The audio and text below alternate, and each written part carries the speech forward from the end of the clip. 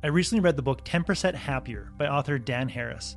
It's a break from the conventional self-help book, and it demystifies mindfulness.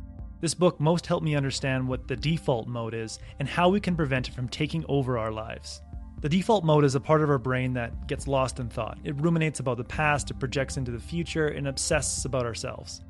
It's what we associate to thinking. It's that self-talk we experience as we go through the day, as though we are talking to ourselves silently. But if you pay attention to this voice long enough, you realize it's kind of an asshole. You see, this part of the brain was developed for a time when we were constantly under threat. It's a part of our brain that's constantly seeking out problems. It's never really satisfied with anything that we obtain. In a sense, it's a monkey mind, constantly reacting to everything around us. Author Dan Harris let this default mode kind of run rampant in his life. See, Dan's an overachiever, a type A personality. He's a news anchor for ABC. He found himself getting depressed even though he was very successful. Soon after that, he found himself getting very anxious. He started self-medicating, and eventually he had a panic attack on live TV. At that point, he went out to search for help. Dan started interviewing a bunch of self-help gurus, and he found that most of them were completely full of it, and they had very little practical advice. But when he came across Eckhart Tolle, he was intrigued, he was curious. He knew Eckhart Tolle was onto something, and that his teachings would be useful to getting him off the path of anxiety and depression. But Eckhart Tolle's approach to mindfulness and meditation still seemed a little mystical or woo-woo. Then he started interviewing some very smart people, doctors and neuroscientists. These people showed him the latest science when it comes to mindfulness meditation. And this was very compelling, very black and white. It turns out that meditation and mindfulness have nothing to do with spirituality, unless you want it to. It's just a form of exercise for your brain. It's a way to not get jerked around by the thoughts in your head. It's a way to gain control over the worry and the endless wanting we allow into our lives. Dan came across researchers at Yale and found that meditators not only deactivate their default mode, their monkey mind, while practicing meditation, but they're able to control this part of the brain when they're not meditating. In a sense, mindfulness meditation can help you create a new default mode. Dan says, "I could actually feel this happening with me. I noticed myself cultivating a sort of nostalgia for the present, developing the reflex to squelch pointless self-talk and simply notice whatever was going on around me.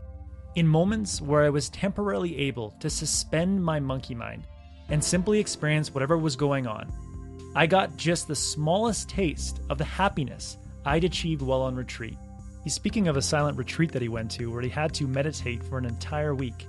But he's saying you don't necessarily need to go on these retreats to get the benefits of meditation.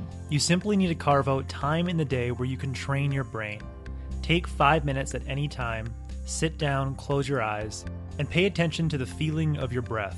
When you become aware of a thought or feeling that's not related to your breathing, simply let that thought or feeling go by turning your attention back to your breathing. It's simply stepping away from the torrent of thoughts for just nanoseconds at a time. It's not about quieting your mind. It's more about the amount of reps you can do, the amount of times that you can bring your attention back to the current moment. It's as if we're trying to step out of the river of thought that we're constantly caught in, to step onto the shore and simply watch the thoughts pass by. According to the latest science, when you do this, you are sculpting your brain. You are doing the reps that actually grow gray matter in your brain in areas associated with self-awareness. Dan says you can grow your gray matter just as doing curls will grow your bicep. The brain, the organ of experience, through which our entire lives are led, can be trained. Happiness is a skill. Dan says soon mindfulness meditation will be a no-brainer, like brushing your teeth or going for a run. In the 1950s, if you had told people you were going for a run, they would have asked you, who's chasing you? In the not-too-distant future, if you complain to someone that you're not happy, the first thing they'll ask you is, why aren't you meditating? Ultimately, mindfulness meditation is proven. It's here to stay. Practicing it won't make you lose your edge. It will make you sharper and less prone to give in to distracting and useless thoughts. You'll have the ability to turn your problem-solving mind on when you want it and turn it off when you just want to relax. Mindfulness training will alter your brain to allow you to be in the driver's seat and not simply let the monkey mind run your life. That's the core message that I gathered from Dan's book. I highly recommend getting this book. It is super entertaining and highly educational. If you would like a one-page PDF summary of the other insights that I gathered on meditation from reading Dan's book, just click the link below and I'll be happy to email it to you. If you already subscribe to the free Productivity Game newsletter, this PDF is already in your inbox. Thanks for watching.